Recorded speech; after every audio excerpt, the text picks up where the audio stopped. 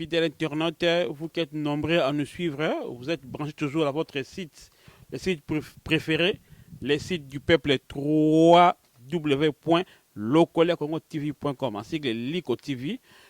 Et c'est nous allons, Yakobo, vous avez belé besoin d'abisso, na kati ya émission d'abisso, toujours à podium des vérités, tobi to ma mutu nyonso, oazana makanisa malamu pour na peuple. Lelo vraiment na émission autozi mopaya uti musika auti na mboka France aye na Lokola Congo TV aye bisabatu ndenge nini a concrétiser ki ba posa motema na ye makanisi uti motema na ye posa ya ko compatir na souffrance ya bande comme ça mokili bongo na kozwa bina tamingi te ya koloba na tina na ye na kolinga vraiment na pesa invité na biso maloba ye moko akoba ko se présenter sima akobisa biso nini ayeli biso awa bino ozwa na ye na Lokola Congo TV.com. Mama aussi miko to pesio mbote Mbote papa placé. Mama oko ko se présenter na bato bazola na yo opesi kombo na yo pe isikeno vandi. Merci beaucoup papa Placide. Na ko me présenter na kombo ya mama Aimé. Na kombo ya mama Aimé. Nga na vandi na mboka ya France. Na vandi na mboka France et puis je travaille auprès des personnes en situation de handicap. Naza diplômé en médico-social. Donc voilà. Je travaille en tant qu'éducatrice, si je peux le dire comme ça, spécialisée. Merci beaucoup, Maman Aimé. Aussi, dans Mboka France, vous travaillez comme éducatrice spécialisée dans le domaine. Merci de la question. Éducatrice dans le domaine médico-social psychologique. Donc, pour travailler auprès des personnes en situation de handicap, handicap, c'est-à-dire que toutes sortes de déficiences, déficiences physiques, mentales, psychiques, et puis il y a âge nyonso, miketi, mikolo. Voilà. Donc, dans le domaine médico-société. Dans mon pays, RDC, on parle que du médical. Mais awa, on parle dans le médico-social parce qu'il s'agit de personnes en situation de handicap. À répondre dans mon tour. Oui, merci maman. Maman Aimé, quelles sont vos motivations? Nini penza utina mutema nao etinda o sala ba kelasi ya discipline eza pasi bato handicap tu epesaka mwa bakokoso mais nini etinda kiyo o sala discipline otanga kelasi wana ya kosunga bato ozana handicap. Oui, merci Papa Placide. C'est un très important. Ni netine ngana sala kelasi oyo, ndenge na usi koloba, na travaille auprès des personnes en situation de handicap, mais particulièrement handicap mental, c'est-à-dire des personnes qui sont en déficience intellectuelle. Et là, on est netine ndakingai, na koloba que c'est quelque chose qui était déjà en moi. Donc, na parcours nangai na yepoto na 88, na sali presque na domaine ebele. Mais pendant que j'ai travaillé dans mon cœur, le Seigneur me disait toujours d'aller travailler auprès des personnes. Mais moi, tant que je mboko yo, to me maramikumba ya libota, to yaka na ba projet, donc na bando mona kaka nasala parce que na ba projet. Mais en tout cas, pendant ces temps, il y avait toujours voix wane bande kolobalanga qu'il faut aller travailler auprès des personnes. Et j'étais obligé, tant au moment vraiment ekokaki, c'était tellement fort en moi. Il fallait arrêter Moussa Nabane Kosa, la papa Placide, alors que j'étais bien payé. Mais c'était tellement fort, comme la directrice Nanga, a parlé sur ce projet. Elle m'avait encouragé à Nanga, oui, c'est vrai, tu as des capacités. Et je crois que ça sera une bonne chose. Parce qu'il fallait me retrouver dans le chômage à Pôle emploi pour avoir accès à la formation. Et voilà, na arrêté que Moustala, na côté qui na chômage, na kidai comme inscrire. Donc voilà quoi. D'abord c'était en moi. Mais quand na banda qui formation, j'ai travaillé auprès des personnes âgées, auprès des enfants. Mais il y a un moment, un esprit qui me disait d'aller travailler auprès des personnes handicapées. fallait na que passer test parce que tant que tu as formation mais il faut pas passer au test pour battre ce que en quoi tu veux t'engager. Na passé le test et les gars qui bien. Et pendant la formation, on va parler de la déficience intellectuelle. Quand on va parler sur la déficience intellectuelle, ça va cause. Oui, c'est là que moi, j'ai la déficience intellectuelle. Parmi ces causes, il faut parler de mongol. Vraiment, quand le professeur a parlé de ça, et ça là, il y a vraiment un tic. Donc, il a parlé de trisomie 21 et puis a expliqué bien que mongol, même ici en France. Donc, c'est comme si quelque chose me dit ouvre bien les oreilles. Il fallait comprendre. Pendant le cours, hein? Pendant les cours. Ouvre bien les oreilles. Et puis, les formations, il y a 8 modules, c'est pas un rien. Alors, il fallait que ça ait 4 mois, 8 mois de stage. Et pendant les 4 mois de stage dans la salle qui Papa Placide, il fallait accompagner une personne. Il fallait dans la étude des cas, il y a une personne. Et moi, j'ai choisi directement la personne, trisomie 21, Otobengi ba Mongol.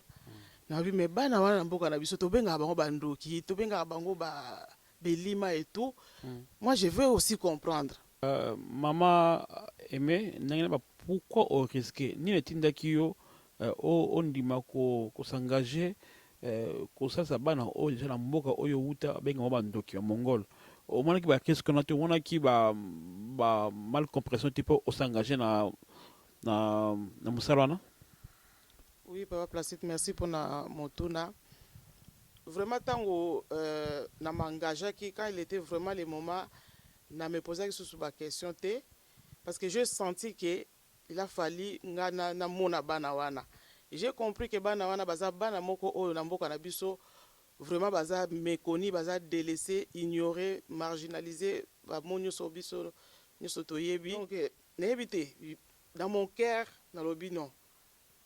Ngafuna kende vers bana oyo. Et ce n'est qu'après na komona que non eza ngai kakate mais na komona eza vraiment une mission que Dieu m'a donnée.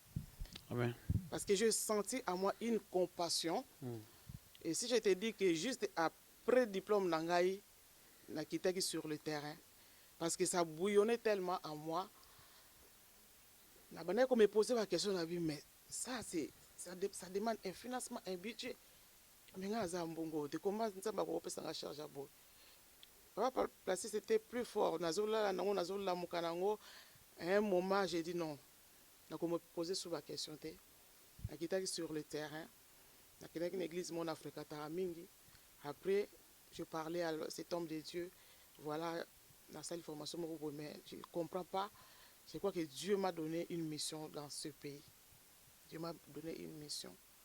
Et puis, on a parlé bango. Et tout le monde était là vraiment étonné, intéressé. En tout cas, il y a Boye Toyokate. Il y a Boye Toyokate. Et puis, Bengilinga ba maman bazalaki na bana ya ndengo wana. Na meka ko solo na bango muke pour aller yebisa bango ke na yeli bino mbongo te. Malembe mama Aimé na lingi makambo oyo yebisa bango yebisa biso. Engelo bandini. Expliquer na bato bazolanda awa trisomie 21 et ngelo bandini. Pour ni chiffre 21 et uti wapi et trisomie relaxi nini pesa biso ba caractéristique ya maladie wana oyo avec trisomie 21 to benga mon kala ba mongol. Mais quand on reçoit tana expliquer na bato bazolanda parce que to yambaka na plateau na biso to yambaka mingi ndiko moko ya mwasi na kombo ya mingi ni ye eza plus na autisme ba autiste.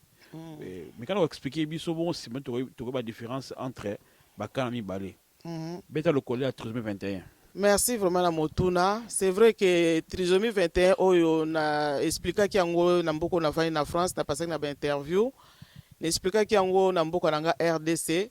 C'était pour la première fois bayoka mot trisomie 21, il fallait qu'on explique et na bana continuer à expliquer pour vraiment ba comprendre.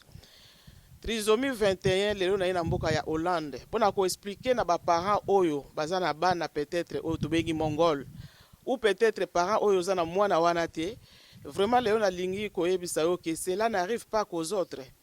Et ko kipe ko ya peut-être na mwana yo te peut-être na mwana yo. oyo tobengi bamongole. Vraiment, objectif nanga ezali ko effacer toutes les idées qu'on a reçues après avoir eu cette connaissance. Na ye nayebisa bino ke trisomie 21 bana oyo tobengi bamongole bana na baza basorcier te, bandoki te, hein? baza bandoki te, Merci. baza baelima te, s'il vous plaît. Bana wana ce sont des personnes à part entière. Bana wana baza na un esprit, un corps et une âme. Ce sont des créatures de Dieu vivants. Et bana na basenga kite babota mabongo. Ce n'est ni la faute du père, ce n'est ni la faute de la mère, ce n'est ni la faute de l'enfant. Na vraiment na yebiso ke mwana wana za mwana oya uti na libumu na c'est le fruit de tes entrailles. Mais eloko ni esali ke obota mwana ya ndengo wana. Pourquoi mwana wana faut la différent na ba mususu? Voilà explication nanga yango. Trisomie 21. Pourquoi 21? Un homme normal a 46 chromosomes. Mais comme kana bana wana ba comme kana 47 chromosomes. Voilà la cause. Voilà ici la cause et outil. 47 chromosomes. Et biso batu na bakati banzoto tozana 46 chromosomes. C'est-à-dire ils ont 23 mais 2. Nanti maman nangaza na simazo ngisa moto c'est-à-dire zo comprendre de quoi je parle. Ba chromosome ils ont 2. Et ils ont numéroté. Tozana ba chromosome 13, 18, 15 et chromosome 21. Alors, pendant la fécondation, chromosome wana eutaka wapi? Eyebanite eye na chromosome 21. Eye na chromosome 21. Au lieu de 2 et comme 3. N'évitez pas de comprendre papa. Non, bien maman aimé. Au lieu de 2 na 21 et comme 3. Automatiquement anomalie ça ami. Et anomalie wana yango ne pesa mwana zala na déficience intellectuelle. Au-delà que mwana naza na déficience intellectuelle et même des complications de santé na vie à mwana wana. Et même malformation cardiaque, malformation digestive, bana bazali sensible na ba infection, bazalaka souvent na ba otite. Otite zani. Otite ezali infection moko na kati ya mato ya mwana. OK, merci. Voilà. Et c'est important parce que ça vraiment vraiment ils sont touchés na mboka parce que ignorance c'est dans mboka na biso. Il y a tenu moins de détails tout non. Merci beaucoup. Mboka na biso ils ont vraiment na ignorance, ils ont vraiment na méconnaissance, il y a pathologie oyo. Bana oyo bazana catégorie, il y a des personnes en situation il y a handicap. Bazana déficience intellectuelle. Ce qui différencie bana ba trisomie 21 na bana to bengi ba autiste. Trisomie 21 eye na libanda te et na boti mwana akomi na libanda bongo na remarqué be ba remarqué infection moko bo epesi trisomie 21 non et wuti na kati ya libumu ya mama babenga ngo même un accident mécanique. Papa Placide, je crois que étant tozwaka mutuka okoko zala ke ozala 35 ans d'expérience ya permis na yo, mais ça peut arriver comme ça accident. Donc ça aussi c'est pendant la fécondation accident wana esalamaka et uti wapi toyebi te ba recherche et lobaka vraiment te utaka wapi mais accident wana esalamaka soki ezalaki eloko ya kolongola en Europe mbele balongolaka yango parce que na 4e mois de grossesse bakoko détecter que tu portes un enfant qui est différent. Vraiment oso koidenga na ba question mingi te nga tuna question quand est-ce que bakoko découvrir et ça pendant la fécondation bien après naissance et comment? Merci. Bako découvrir ngo avant la naissance na dépistage. Comme personne que mona nte na dépistage bien échographie bako ya ko mona ngo après la naissance. Un enfant trisomie ce qui a botami boye même ce qui a mona na quitté pendant la grossesse bako yeba que cet enfant est trisomique. Donc trisomie 21 moi na outi on a 4 libumu. C'est-à-dire que Dieu a permis qu'il y ait cette catégorie.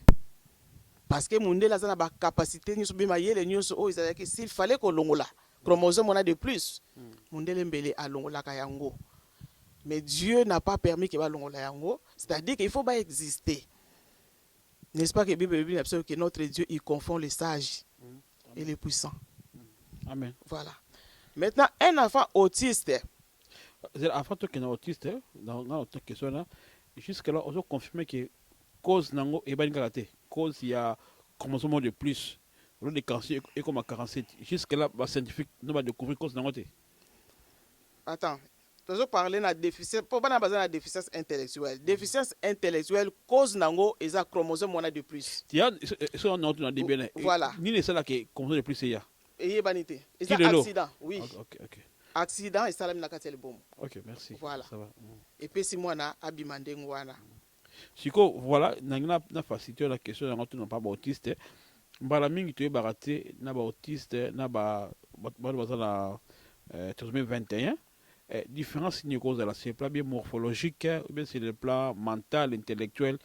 Tu bien on soit ka soit mongol, soit kizengi ni barubaka façon. Mais yo était spécialiste. Il y a dans le domaine on a des vies, il y a ça va comment on différencier autiste na mongol ou à trisomie 21. Différence déjà ezali na physionomie. C'est-à-dire Trisomie 21 bazali facile na bango bango nyos bazaka ndenge moko. Mais bana ba autiste bazana elongi wana te ya ba trisomie te. Voilà, tout le monde a photo en ezole kwana donc on ezali au Carlos azole kisa. Ezali donc il y a trisomie 21 donc on a autre monde on a trisomie 21. Voilà, azole kisango. To on a petit écran na bisona donc ezali bakaya trisomie 21. Merci maman, photo sur les cas déjà. Merci. Siko yebisa biso déjà sur les canacés, c'est bon. Yebisa biso siko yo continue comme cette différence morphologique entre parce que moi déjà une malformation ezali une biologie ezali. Il y a quoi une autre différence? Différence ezali bana ba mwana za autiste. Ba remarquer d'abord à 3 ans. Ok. On peut remarquer que moi, je suis autiste par des signes. C'est un enfant qui se manifeste par la crise, enfin, a manifesté par la crime. Quand on a beaucoup de la raté, on a gangaka. Et puis, dans un geste, en tant qu'une mère, tu vas constater que non, ça ne va pas. Mais ça, on te gagne voter, hein? Ils ont maladie, hein?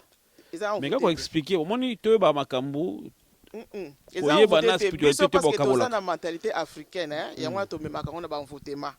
Mais dans le domaine où on a atteint classe, voilà pourquoi j'ai voulu apporter cette connaissance dans mon pays. Merci, maman. Voilà. Pour tout me regarder, qu'on effacer les idées là reçues là, il y a kindoki tout ça. Donc moi, je suis autiste, on remarqué en 3 ans, na geste, na signe et tout. Mais autiste par contre, cause nango et yebani nanoté. Wow. Cause ya autiste tilelo o ba osala ba recherche cause et yebanité bazo yebate so ezali problème génétique ou bien ezali nini cause et yebanité ndenge na wuti ko loba na bana oya ba mongol cause ezali un chromosome de plus. Merci maman. Vraiment vous symbole bien. OK. Mais bano mi balé bazali na déficience pathologie na bango déficience intellectuelle. Merci. Mais comment faire maintenant? Ndenge ta on a keneng na mboka Afrique. N'expliquer ba maman wana. Pardon maman, na libisa na ba tu ba comprendre na zone sous na motule moko poni combo 21 et puis na découvert ma date trisomie 21. Vraiment pesa pourquoi 21 et puis na découvert ezaki quand. Bon si ma continuer na.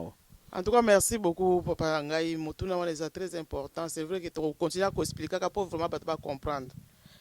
Pour l'année ba bengi yango bengi bango ba trisomie 21. Na wuti koloba parce que anomalie eyaka na 21e. Et puis au lieu de 2 et comme aka 3. Alors na souligner sur eloko moko ba pesa bango même journée mondiale na bango le 21 mars. Ah bon? Une date qui n'a pas été donnée au hasard. Parce que le 21, parce qu'il s'agit du chromosome 21, et mars, parce qu'il s'agit de 3 chromosomes. Oh, voilà. Voilà pourquoi on appelle ça une date. Et l'année dernière, ils allaient qui 10e édition, il y avait Mongol. Et moi, j'étais descendu même sur le terrain. C'était pour la première fois dans la RDC, de célébrer la journée mondiale, il y avait Mongol. Par nos propres moyens. Donc, année Oyo, et que la 2e journée mondiale, il y avait Mongol. Mais la RDC, hein? La RDC. Okay. Donc lutte nanga pe ezali vraiment que toko ko effacer pe kombo wana ya ba mongol parce que baza ba peuple mongolais té baza ba peuple congolais. Merci maman mon Alors c'est ce professeur Jérôme Lejeune qui est déjà mort qui a découvert les chromosomes en plus là. Donc c'est ce professeur là, il est déjà mort. Alors quand il a découvert qui chromosome wana, alors dit waouh, puisqu'il a découvert les problèmes de la bana oyo, donc il faut bien découvrir comment maintenant traiter ça. Mais malheureusement, aya ki okufa avant, na okufa na so otangi même so bete Jérôme Lejeune na internet otangi ba ko expliquer aleli alobi que na kei sans que na trouver solution pour na bana oyo. Parce que a constaté qu'il vit naïe pour na trouver solution. Aujourd'hui, il n'est pas là, mais la fondation continue à faire des recherches scientifiques. Et puis évolution ezali pour que va trouver solution. Solution on exacte que pour elongo la chromosome mona mais pour e boma maintenant puissance union sur chromosome mona de plus ya kana on nzota mwana pour epesa ba malformation cardiaque ba malformation ba déficience wana. Donc na yebité par rapport à différence na pesi il y a ba trisomie 21 na ba autisme. Mais ce qui est important ce sont deux enfants au bazali na déficience intellectuelle. Mais li ko lobate ke bana oyo bazala exclu na société parce que bazala déficience intellectuelle. Handicap ekoki ko mettre moto en marge de la société té. Malgré bazala ba capacité mais ba koki ko zala utile na mboka na biso. Ba koki ko zala utile na kati ya mabota. Parce que ici ba trisomie 21 il travaille. Ngana sala na bango ba ke na musana tongo ba gagner un salaire baza autonome. Alors, à quoi consiste votre travail et sur ça là et métier et ça pendant qu'on pèse vraiment valeur dans la société, tout pendant qu'on le remède ou il y a une autre raison. Travail na biso ezali nini? Les accompagner dans tous les actes de la vie quotidienne. Amen. Dans tous les actes. Et puis nous mettons en place des activités. Parce que traitement ya bango ezali d'abord il faut la stimuler. Mais moi il faut la stimuler, il faut toujours en travail. Oba na biso na bamboka kuna baza na l'isolement bakangela bango na bandako bakoma lokola ba prisonnier baza na droit ya liberté té. Alors que traitement na bango liboso pour moi il faut accueillir bien accueilli dans son environnement. Donc objectif na biso ezali vraiment to accompagner bana oyo to pesa bango place na société bazala utile na société ba développer ba capacité oui bazana ba capacité o ba ko développer bazana ba potentiel ou bakoki ko développer et bazala autonome lobby. Merci. Bazala autonome lobby, bazala utile na société. Ezali c'est musala obi mozo sala. Yo sima ko tangango. Sima ko yeba makambona. Sima ko constater que na mboka na biso na Afrique, particulièrement na RDC, connaissance sur les alités. Maman aimé. Yo, je pense que chrétienne, au sali nini pour porter quelque chose na handicap wana. Merci Lissoso pour la question. Justement, na sali nini ngane naza boye naza na koko bengango naza na expertise oyo na memi na mboka na ngana memi connaissance oyo nazali ko transmettre cette connaissance là na bato baza ba volontaire na bato baza ba professionnel de santé nazo ko partager cette connaissance là et objectif nanga ezali que je puisse créer un centre d'accueil. Mais pour le moment, il a créé pour soutenir Banwana. On a support, on a nini. On a organisé moko, to eloko moko songo, to yeba, bape.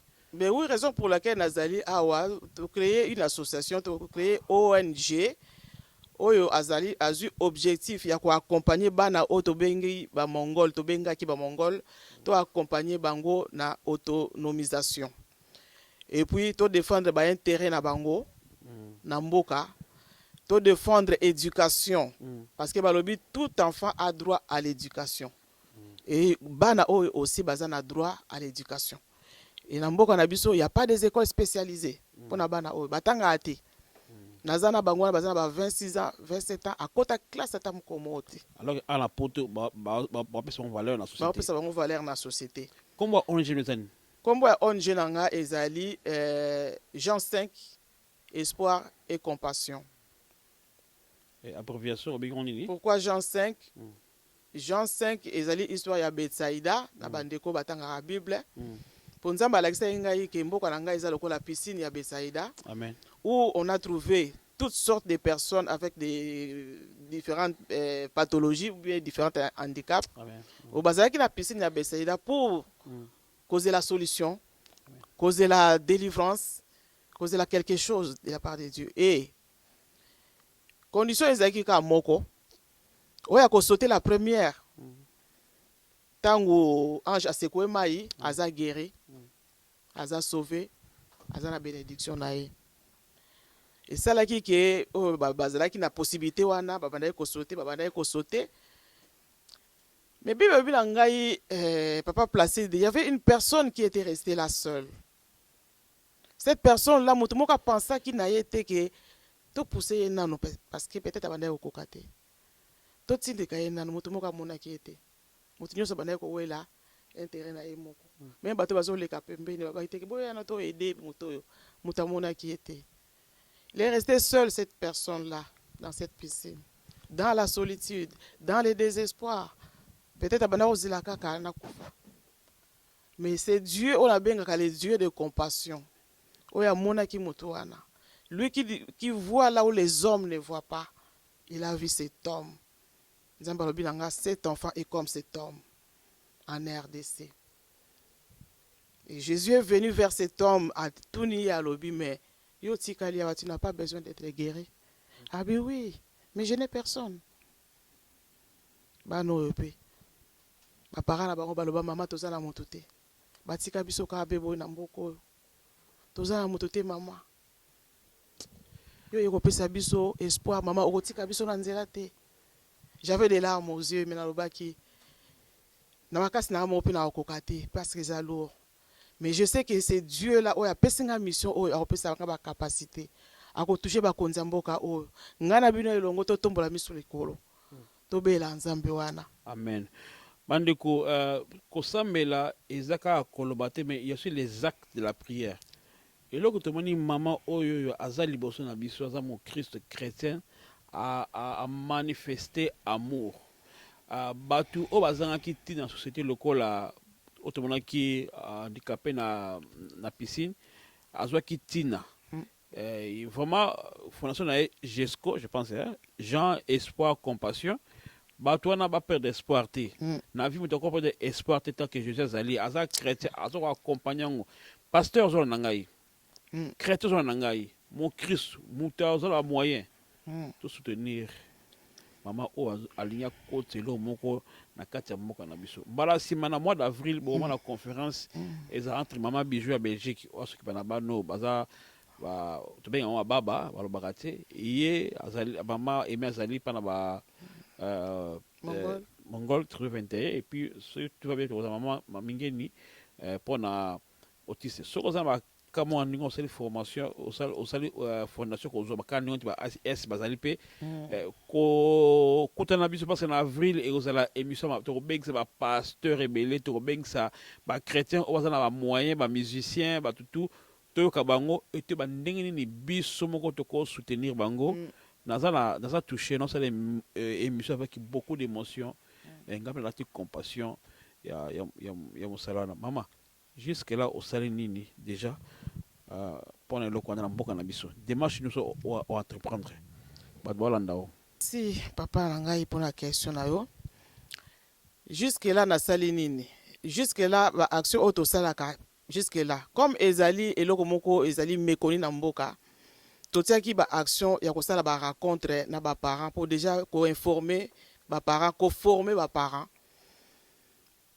que ba recréer nan ba lien na bana bango parce que ba bote belé ba rejeter ki bana wana kati bandako ba sala nga ba témoignage boye vis-à-vis ba ndima ba loba mama ya solonga bana yeko loba yango eloko nini yango nzamba tsaki na libumu nanga yango eloko nini na sala kini na mokili po nzamba sala nga boye ya solo mama to kipa ki bana ote alors to sala ka ba rencontre wana pona ko informer bango pona ko former bango ba comprendre makambo wana bien ba demande ezali auprès ya bakonza mboka menga na bino to yebi mboka na biso toyebi mboka na biso papa baactivité mosusu nasalaka mpo na bana wana kosalisa bango d'abord nanu kaka basorti parce que jusque là toza vraiment na financement te soki nazoya vers bato parce que je ne suis pas une personnalité soki nazalaki na bamoyen nakoki koya liboso ya bato te. Mama tozo revenir wana nalingi bocomprendre ke mama akanga mboko te ya sali ya pa et biso tolanda ye toambote pa soutenir na élément oyo na mboka Kinshasa tomona ke mama aza déjà sur le terrain à faire quelque chose si ma tokoyebisa ye badifficulté nini a rencontré nini aza nango mposa pour ke tosoutenir ye suivant cet élément et nous allons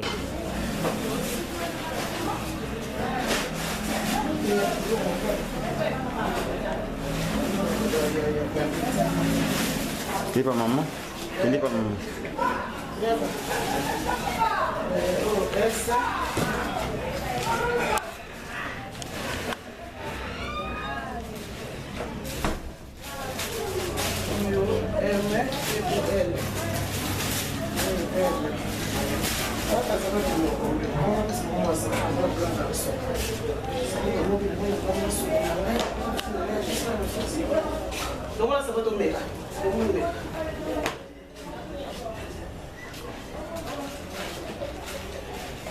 Fanda.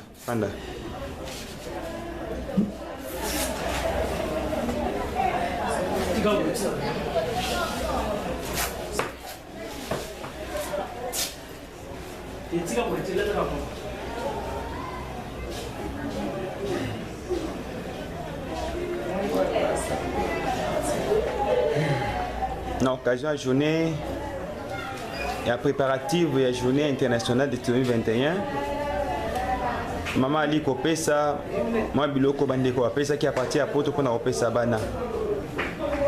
Abola au mon maman. Abengi Moko Bana na biso.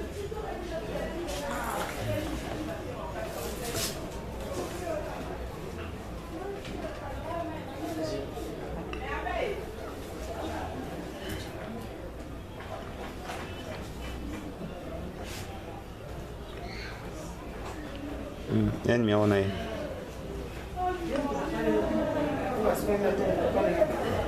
Te, wala na kuna o. Baokani. Yes, azo na tongo. Azo na tongo.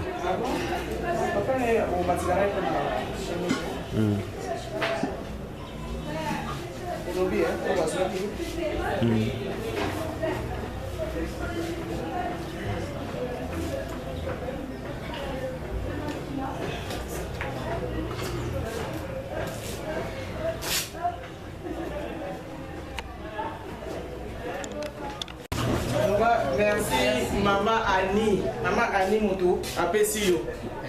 Merci Maman Annie. Merci Maman Annie. Maman Annie. Merci beaucoup. Merci beaucoup. Ah, ok, merci beaucoup Maman Annie.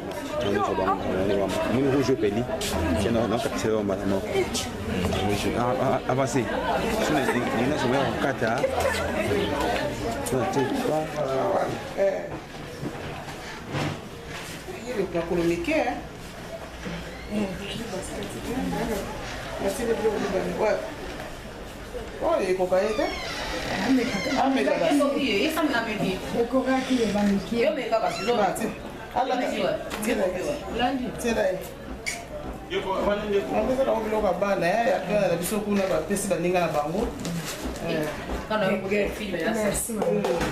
Ça va?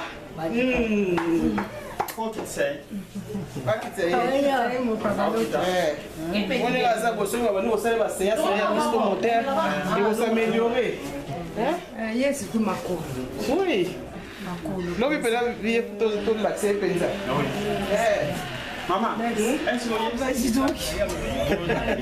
Dis donc, celle-ci on l'a jamais fait. Aucun garçon ne l'a fait, celle-ci, le coup. C'est le premier. Je peux t'en faire un moi aussi. Tu vas passer? On se cache.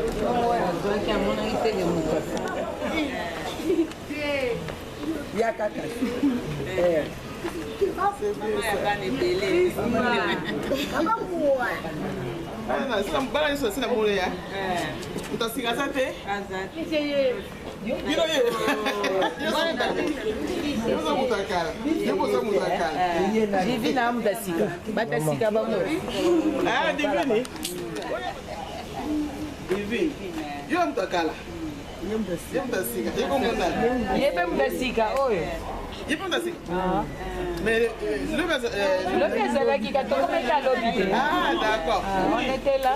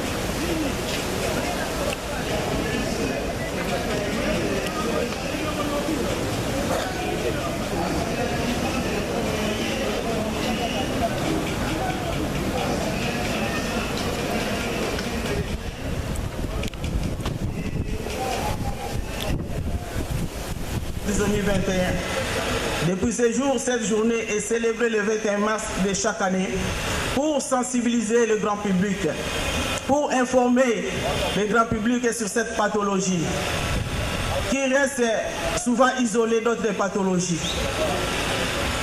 Et ces enfants sont des enfants qui doivent être dans la catégorie des personnes en situation de handicap, car leur handicap est cognitif.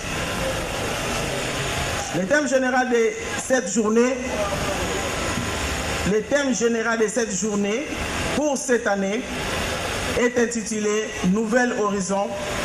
L'objectif est de donner de nouvelles perspectives positives en explorant des avancées dans 3 directions qui sont les progrès des soins pour assurer une meilleure santé, l'évolution des idées et des pratiques pour progresser vers une meilleure inclusion, les avancées scientifiques avec une présentation d'essais visant la mise au point des médicaments. Ces enfants qui sont différents, ils ont aussi un mode d'apprentissage différent. La trisomie 21 apporte dans la vie de ces enfants des malformations cardiaques, des malformations digestives. Ils sont sensibles aux infections. Et ces enfants ont besoin, fin de citation. Le champ étant vaste, jusqu'on ne pourra y arriver. Si maman, non qui passe. Non qui passe, comment on a mis l'élément Oyo. Vraiment, ça passe. Maman aimée. Je sais que la difficulté nous rencontrer dans Nzela et Moussalo Oponi. La difficulté nous avons dans Congo. Et puis nous avons senga na bato zo landayo. Pour que Moussana et Keneti Nasuka. Merci papa. Na domaine oyo ngai na koti oyo ezali vraiment facilité pour mettre les choses en place. La difficulté ezali belé d'abord na domaine ya financement vraiment la difficulté ezali. mais so nazongi mwa moke nsima nakanisi nayebisaki yo papa Placide nasala émission moko na radio nayebisaki yo ezalaki kosala émission après bato baleka na kointervenir mais nazalaki vraiment étonné kokamwa koyokaki bato bazozongisanga toujours na gouvernement mais gouvernement epesi nini gouvernement esali nini gouvernement non mais yo nano osali nini na mboka oyo makambo nyonso ezalaka te ke gouvernement asala nga naye vers yo naye vers bino que tous ensemble tokoka ko apporter quelque chose auprès ya baparents ya bana oyo auprès ya bana oyo jusque là eloko kaka naportaka bango côté habillement parce que bazalaki mpe bana moko mal habillé bazalaki mpe na bilamba mpenza te fallait s'occuper mpe na bien naître na bango mais ngai objectif na nga ezali vraiment wana te parce que soki kaka mpona wana nakoki kosala même pas association na okende nalesi bango nalatisi bango mais souci na ngai ezali vraiment kosenga na mboka ke bacréer bacentre oyo eza spécialisé mpona bana wana et puis eza kaka mboka te des personnes de bonne volonté bato oyo baza mpe na bamoyen oyo bakoki kocréer mpe ndenge tomona papa na biso oyo acréer même centre de formation ya informatique oyo lelo esali impact na mboka aza moto lokola yo na ngai yo mpo omoni ke olingi koinvestir na mboka yo mpo omoni ke olingi kosala liloko moko olingi kovalorize bana wana okoki toujours kocréer centre de formation wana en fait que les gens soient aussi formés dans mboka na biso sur le handicap bato baza formé te sur le handicap nyonso wana eza na kati ya baprojet mais projet vraiment important ezali ni papa Placide toza na projet na biso ezali projet ya kosala agriculture mpona bana wana oyo basi bakomi déjà baadulte bana wana baza na handicap mental mais maboko na bango bakoki kosala bilanga bakoki kosala quelque chose il faut kaka to accompagner bango wana eza dans le projet mais actuellement baprojet oyo tosala nde nayebisi yo ezalaka kaka barencontre ezalaka basortie culturelle ezalaka baactivité nati bomona na baimage baactivité moko mpona kostimule mémoire na bango parce que baza aussi éducatif bana wana mais seul je peux pas concrétiser baprojet oyo ezali vraiment important mpona bana wana mais avec l'aide ya moko na biso nakanisi tokopesa bana wana place na kati ya société donc financièrement j'ai pas cette possibilité là de mettre vraiment en place ces projets là pour que bana olobi bazwa place na kati ya société. Merci maman, ça le cri du cœur abi seul elle ne pourra pas mais avec appui na yo yon de kozwa na ngai oza mutia malamu oza na mawa lokola nzambe oza na compassion oza na miséricorde maman apesa numéro na lekana toza contact na ye ensemble abi ezali kambo parce que lelo mboka na biso abi ete mboka penda e reconnaître ngo mutu ameka koza na influence na ye na possibilité na ye ensemble na ye ensemble na mama aimé tomeka kopesa tina na bana oyo bazangi mwa tina na mboka na biso oyo tobengi Congo. Mama vraiment tolandi bato baza kolanda ebele numéro na yo oyo ezokoleka tolingi toyeba soki parce que tomona toke vers fin émission na biso soki oza na mwa liloba moko boye liloba wana eza tomonaka mutu so aza te apesa testament mais yo ozali oza vivante ezali moka moko koyebisa na bakongole oyo azolanda yo na nyonso tolobi awa résumé na une phrase message nyongo opesa na bato oyo bazolanda sikoyo. Oui, merci beaucoup. Sur un message ya kopesa ndena oteka koloba na début. Message nanga ezali kaka pona ba parents o bazana bana différenté. Message nanga ezali même na yo parents o zana mwana te. Ce qui vraiment au comprendre que initiative ezali bien, ko contribuer na mboka na biso, vraiment rejoindre biso na association oyo numéro koleka boko benga awa et papa Placide. Boko pesi to zana besoin ba idée. Nous avons vraiment besoin de soutien à bino. Numéro nanga ezali na France 07 53 0033 d'abord 0033 oui 0033 7 53 56 48 53 na suka.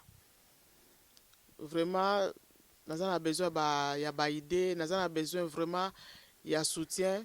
Tout ko aider bana wana to ko aider ba parents wana parce que bana wana ba ko se défendre ba ngomorote ils ont toujours les problèmes de langage tout le monde qui bandundu autre fois bazala qui peut délaisser mais un jour un albino s'est levé parce que ça a la capacité à koloba amen maman mais pour ces enfants là ngana za lokola porte parole na bango amen et il faut d'abord commencer à aider le parent mais vraiment beau soutenir ngai initiative oyo c'est une première na RDC. Et Gozala Mala, on contribuer à Kobo Sanakayote. Et aussi les hommes de Dieu, s'il vous plaît. Quand les lépreux ont été rejetés dans la société, c'est Jésus qui leur a donné la place dans la société. Tout ce qui a la gouvernement. Mais qu'est-ce que l'Église aussi fait pour ces personnes qui sont rejetées dans notre pays? Les hommes de Dieu, j'ai besoin de vous. Soutenez-moi pour cette action. Et Dieu vous bénira. Voilà, nous sommes arrivés à la fin de notre émission. Et c'est là qui émission Mawa ya passé nebi que misusu bozo le lata mo talango misusu boza ko se repentir parce que bobenga bana bandoki bo rejeter bon en société. Voilà, maman nzaba tinde a rufungo la biso alon sona ignorance wana.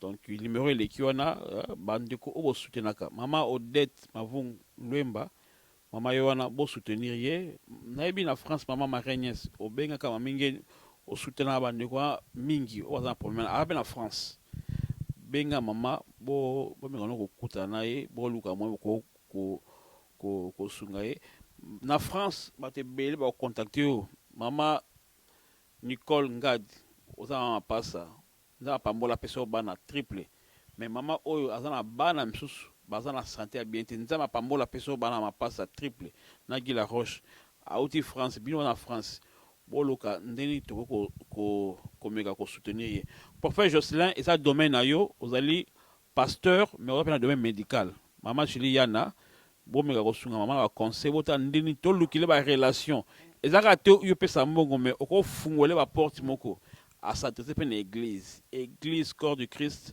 total. Na mois d'avril, vous avez invité date vous avez fixé ba kozala awa. Ba nous surtout ba la fondation ba kozala awa to kozala conférence na ba munene. Déjà le 27 oyo to na prépa na Congo après le 27 février na avril to kozala na journée ya couper sa valeur na bande surtout. Merci Carlos Kalouza, Misepa Pembe. Merci la bande nous pour la démission maman net ceux qui ozala ko saluer tout le monde soutenir radio avant que to clôturer. Quant à moi déjà nabi merci mingi na ba nous soutenir biso merci na yo Carlos Kalouza Misepa Pembe la main blanche. Merci beaucoup papa Placide na ko zanga ko finir émission oyo te ça pour autant na ko remercier bandeko oyo ba accompagner nga na musala oyo na za accompagner aussi na 4 professionnels lokola ngai et puis na bandeko na RDC vraiment au bandima ko accompagner nga sur le terrain ba sala ka musala excellent ko kende ko recenser bana wana na bandako vraiment nzamba mona bino parce que nga na zane lokwa ko futa bino te mais nzambe vraiment amona bino papa Jean papa Aimé Cordon, Rémi Matewanga, oya pesa biso espace et pas ibana bakuta na kabaya ko sala ka activité vraiment nzambe langai amona yo hommage à maman Miché wazaki mwasi na uti tika biso ya pas longtemps wazalaki vraiment les kolambela bana wana une pensée ekei verrier vraiment nzambe amona bino nzamba bosana bino te voilà on est nazalaki nango ya koloba mais nali quand même kozon sa sous penser na ngai vers Libota. Il y a Sœur Nabiso, Marie Misamo, Oaouti, Koti Kabiso, qui m'a vraiment mon pèse na Kimia, il va repérer Kimia na maman Nabiso, il va repérer Kimia na Libota. Et vraiment, la zaïko senga na batunyo, so qui toko kota là, ba dernier moment, il y a Sœur Marie. Tous wakara 3 jours avant liwanaye, toko mona grandeur ya Nzambe, toko mona o Nzamba sali na kati na ye, Nzambe apambola ba o nyonso ba ibi ko contribuer na liwa ya Sœur Nabiso. Merci beaucoup. Merci aux fidèles. Qui a jamais déçu et vous jamais déçu. Tous les besoin de conseils, tous les besoin de soutien spirituel, matériel, financier, surtout pour être site Nabino Liko TV et Kenya Liboso. Bye bye.